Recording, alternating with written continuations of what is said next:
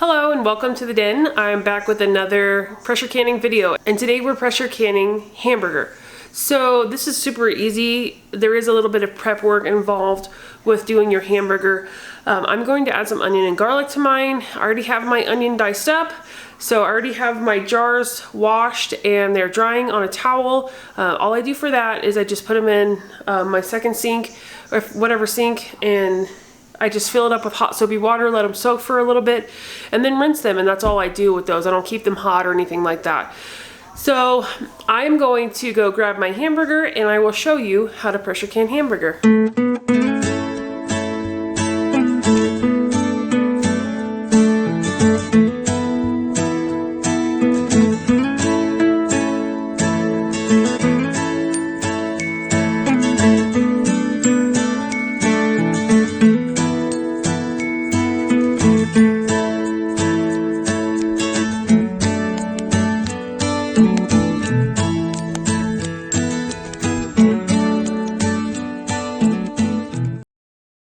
Okay, so I have my meat here, and I got this from Sam's. It's a 10-pound tube, and I'm gonna cook it up. I'm really just gonna brown it first.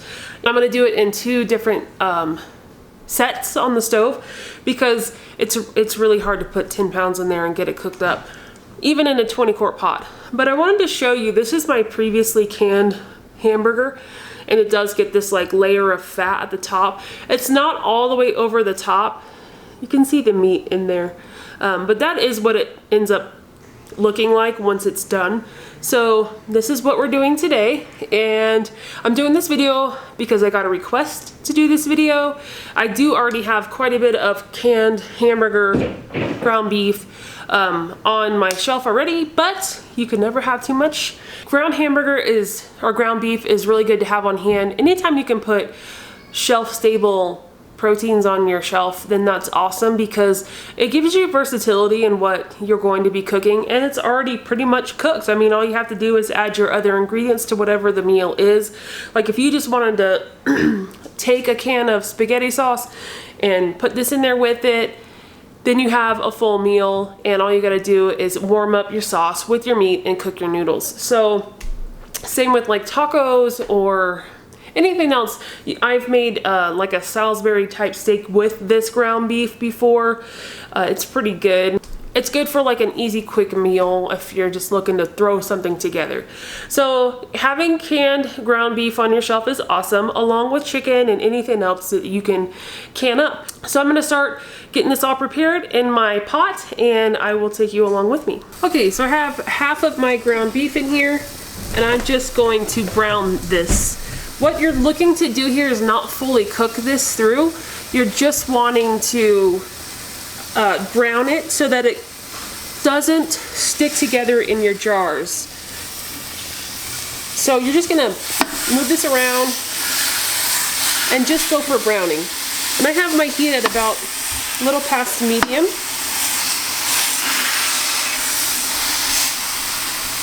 Like I said, you don't want to fully cook it. You don't need to fully cook it. You're looking for just browning, and when the hamburger starts to like kind of clump together a little and it starts to have crumble, that's what you're looking for. Just so that when you put this in the jars, it doesn't all start to stick together and like clump, because you want that flow of the juices flowing in your while it's processing. You want to be able for the hot liquid to move all throughout the jar. And if you have hamburger in there that's all clumped together, then you're not going to be able to get that. So the other thing that you will need for this recipe is some beef bouillon or some beef stock or whatever.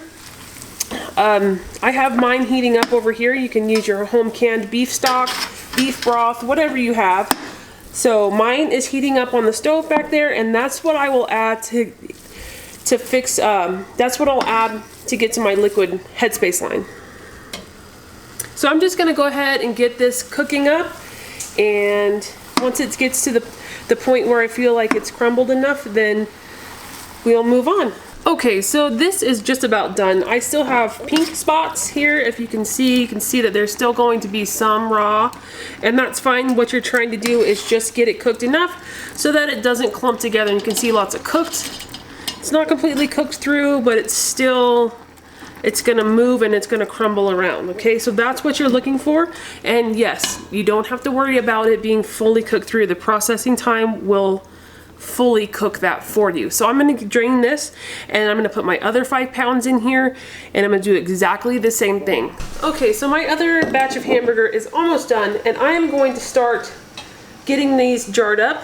I'm gonna put about a little bit of a handful here of onions, about that much onions, not too much. I only have about 1.5 onions. You could definitely cook your onion with your beef. That would be just fine.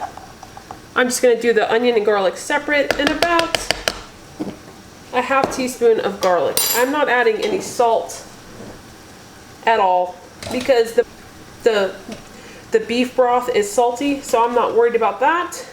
You're gonna go for a 1-inch headspace, so just get it close to that line.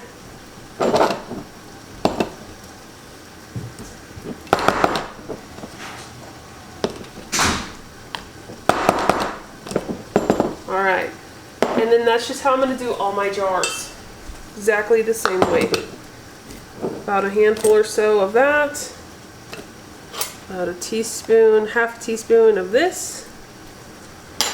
And you don't have to have garlic or onion, you can just can up hamburger and that's just fine.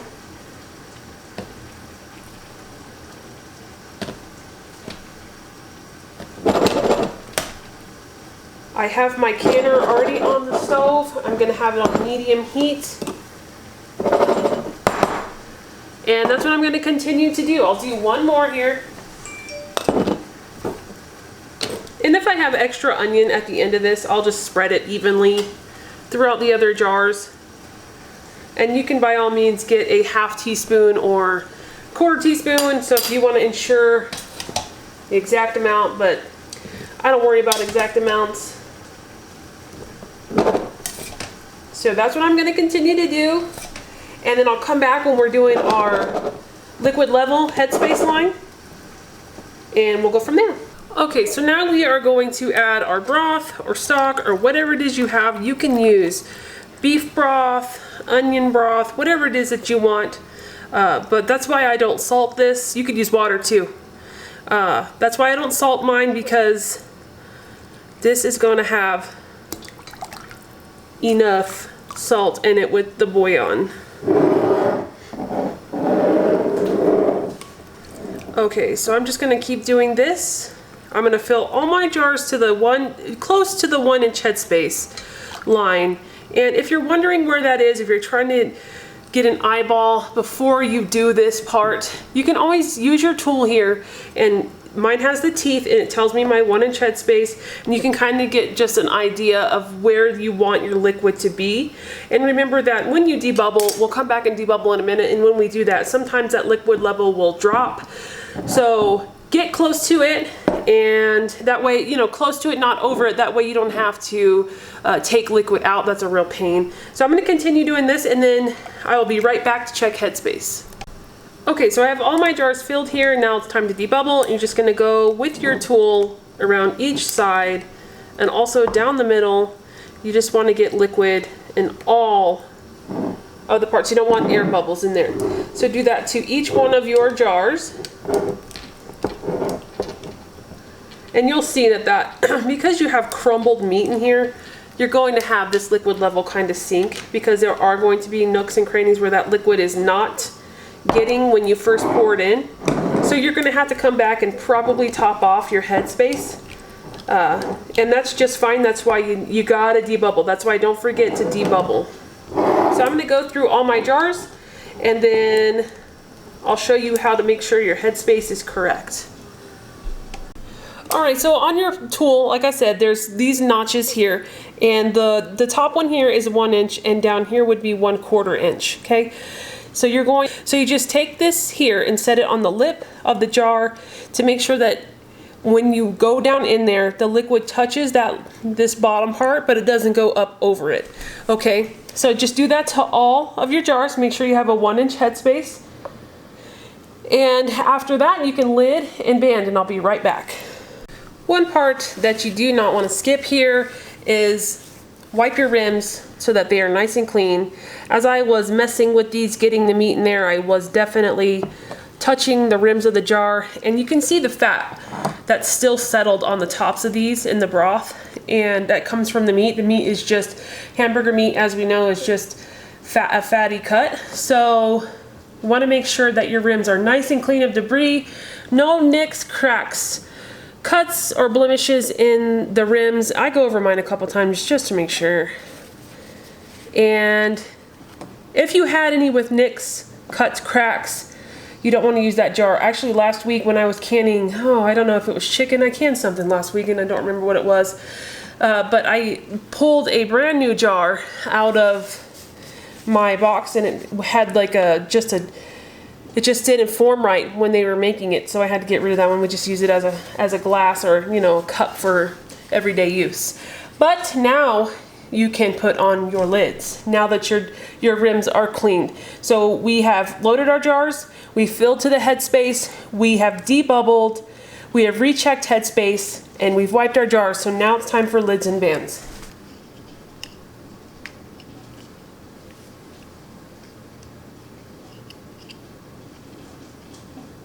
All right, now you can band up. My lids and bands, I just do the same as I do for my jars, just hot soapy water, and I set them aside to dry.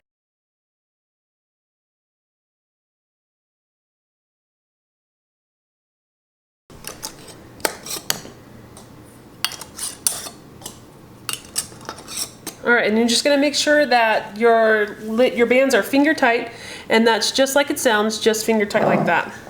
I'm gonna do that for all.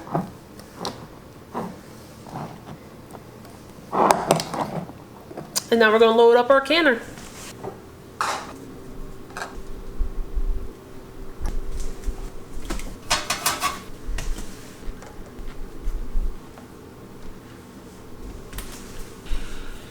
And that's it for that. I did 6 on the top, 6 on the bottom. I had about 9 pounds, 9.92 pounds. It's about a 10-pound chub of hamburger beef. And so I had 12 altogether of these jars, pint jars, regular mouth pint jars.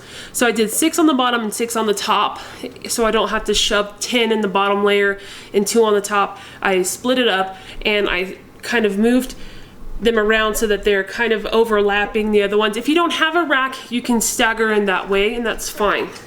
So now I'm gonna put my lid on. My Presto canner here has arrows that tell me to line up here and here, so that's what I did. I made sure that I could see through my vent pipe. I'm just gonna twist so that it's into place. And now all I'm waiting to do, I also check this, make sure that this thing moves up and down, because it has got stuck on me before, and that is terrible, and I don't have time for that today. So everything's looking good. So at this point, all we're doing is waiting for this to come to a vent stage. So as you can see there's like a full vent. You can kind of see on the microwave there that full vent stage where you don't have a lot of come and go steam. It's pretty solid steam. That's what you're looking for at a full vent. You want to set your timer for 10 minutes. Let it run through. What you're doing at this point is replacing all of the air inside the canner with steam, so that once we put our weight over our vent pipe, this will start to build pressure. And right now I'm just gonna let the timer run out on the vent stage, and then I will show you what I do when I put my weight on. All right, so my vent stage is fully complete, so I'm just gonna drop my weight over. And normally you would see this pop up if it hadn't already, but mine had already popped up. So this weight is a 15-pound weight. It doesn't come with any other type of weight because it's a dial gauge canner. So now what I'm doing on my canner is I am waiting for it to come to pressure. I need to be at 13 pounds of pressure for my elevation. So as soon as it gets there, then I can start my timer. And we have pints of hamburger, so we're going to start our timer at 75 minutes, but we're not going to do that until this gauge gets to 13. Now your elevation may be different than mine, so your pressure pound mark may be different. So just make sure you know what your elevation is and what your pressure point should be. And then once we get there, then we can move on to set our timer, and we'll talk about that when we get there. So my pressure gauge now is at almost 14. I'm actually going to turn the heat down. Actually, it's almost at 15. I'll turn the heat down a little bit. I'm just below medium now, and I'll probably have to turn it down a little bit more because it's going to continue to climb. But I've gone ahead and I've set my timer for 75 minutes because it is ground beef, so in pints, and that's going to be a 75-minute process time. The biggest thing that you want to do right now is make sure that it does not fall under your pressure point for your elevation. So mine is 13, yours might be 11 or 10 or whatever. Mine's 13, so I'm going to make sure that it does not go underneath 13. Now, it can stay at about 15. It can even go over that. If it goes over 15, this is a 15-pound weight, so it will start, this will start to rock and do the ch-ch-ch, but that's when I know I can turn my heat down a little bit and adjust my heat. But I will keep an eye on this throughout the whole entire 75 minutes because I don't want that to go below 13. If it were to drop below 13, then I would have to turn my heat up some, wait for it to come back to 13, and then restart my timer all over again. And I definitely don't want to do that. So I'll just keep an eye on it and we'll go from there. Okay, so my timer has run out, and at this point all you do is turn off the heat. Don't touch your pressure valve, don't touch this, don't do any of that. Just turn your heat off and walk away from it and just leave it be. And the only thing that you're waiting for now is for the pressure to come all the way down to 0. And for this valve in the front here, for this valve here to drop down. And once those two things have happened, I will come back and I'll show you what they look like on the inside. All right, so it's been a couple hours, so I know that my pressure has released fully. My valve is down. This container is actually still hot, but this is down, this is at 0, and we'll pull this off, make sure no steam comes out, and none did. So then you know you're safe to remove your lid.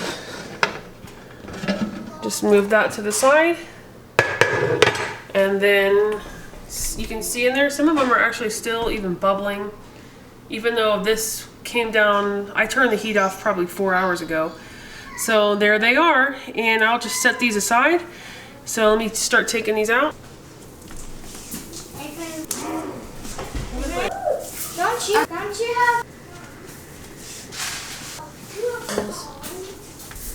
Okay, so that's gonna be it for today. I ended up with 12 regular mouth pints out of about 10 pounds of hamburger.